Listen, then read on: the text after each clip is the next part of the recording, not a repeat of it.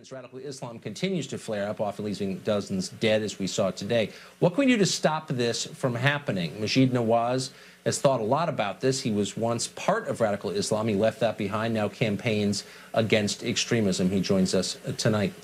This has happened in Spain. We've seen it in a bunch of countries throughout Europe in the last couple of years. Does it surprise you, Spain?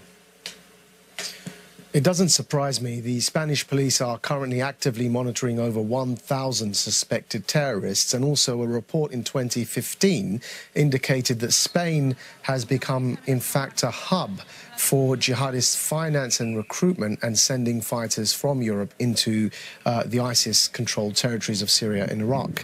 And so I think often we underestimate countries like Spain because we imagine, due to the fact that there hasn't been an attack there for such a long time, that it's actually safe and that jihadists haven't infiltrated the country. And what Britain, and the lesson we've just learned here in the United Kingdom just this year alone has indicated to us, is just because there hasn't been an attack for a while on a major scale, a massive kind of coordinated attack, that doesn't mean that there aren't jihadists who are radicalized and waiting to strike. And we just had this horrific summer in the United Kingdom with 4 attacks in as many months. 3 of them jihadists, and 1 of them by an anti-Muslim extremist, also using a car, mowing down pedestrians coming out of a mosque. So I think that just because you have a long period of a lull, we mustn't rest on our laurels and take for granted the fact that jihadists are indeed in the United Kingdom and in Spain and have been for a while.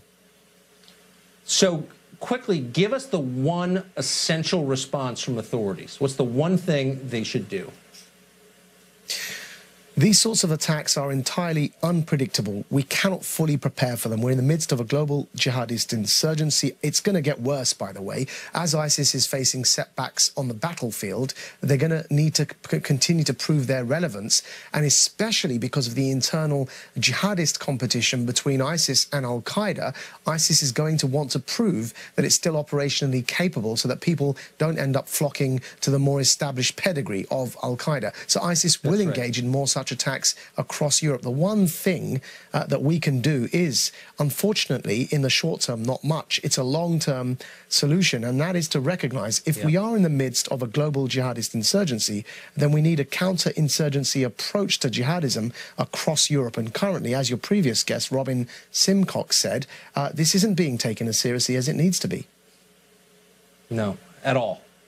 Thanks a lot for that. No. It's always great to have you on. Thank you, a pleasure.